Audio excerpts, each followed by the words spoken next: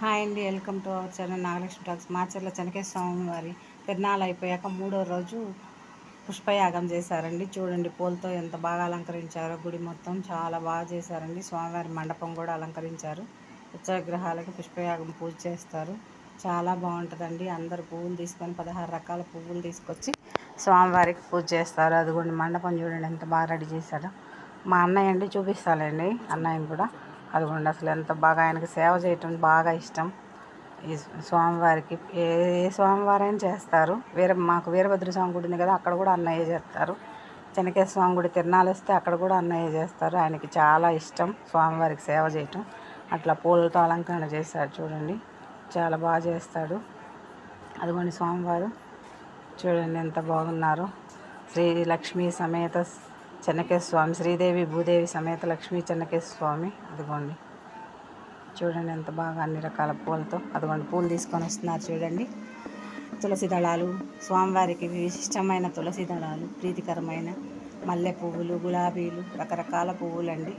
16 రకాల పువ్వులు. అది అందరు తాంబూలను తీసుకొని వస్తున్నారు. గ్రీన్ శారీ అమ్మాయి మా తోటి కోడలు, నెంబర్ అని చెప్పాను కదా, మా తోటి కోడలు. అదిగోండి మా అన్నయ్య అని చెప్పాను కదా, మా వదిన.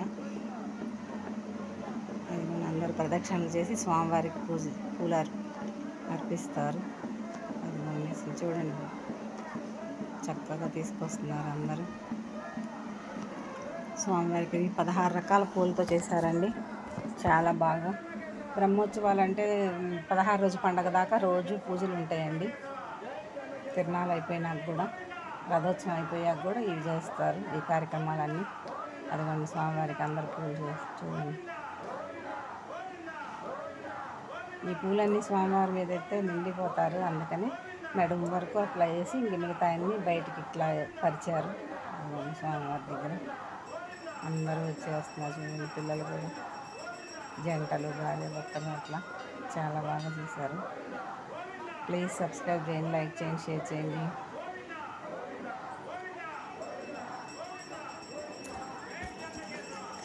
దీని తర్వాత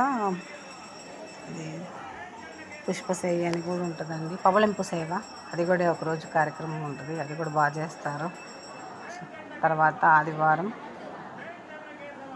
16 రోజు పండుగ చేస్తారు స్వామివారికి. అదిగోండి అందరూ గోవింద నామాలు చదువుతున్నారు. శ్రీనివాస గోవింద, శ్రీ వెంకటేశ గోవింద అని. అది అందరు కూర్చున్నారు చూడండి, చక్కగా పూజ చేస్తున్నారు. దాని తర్వాత దంపతులు పూజ చేయించుకుంటారు. చాలా బాగా అలంకరణ చేశారండి స్వామివారికి. చూడండి మండపంలో అనమాట, వెనక లోపల స్వామివారు ఉంటారు, చెనకేశ్వర స్వామి. ఉత్సవగ్రహాలు ఇక్కడ పెట్టారు మండపంలో. నిత్య కళ్యాణం కూడా ఇక్కడే చేస్తారండి. ప్రతిరోజు కళ్యాణం ఉండిద్ది. కళ్యాణానికి మనీ కడితే మన పెళ్లి రోజు కానీ, పిల్లల పుట్టినరోజు కానీ కళ్యాణం చేయించుకోవచ్చు. అట్లా అన్నమాట. ప్రతి సంవత్సరం ఒక డేట్ ఇస్తారు, ఆ డేట్ ప్రకారం మనకి ఇష్టమైన రోజు వెళ్ళి కళ్యాణం చేయించుకోవటం.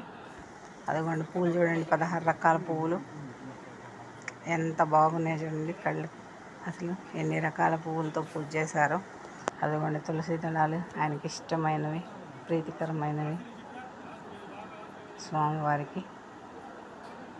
అదిగోండి మండపం చూడండి ఎంత బాగా రెడీ చేశారో పువ్వులతో, చాలా బాగా చేశారండి.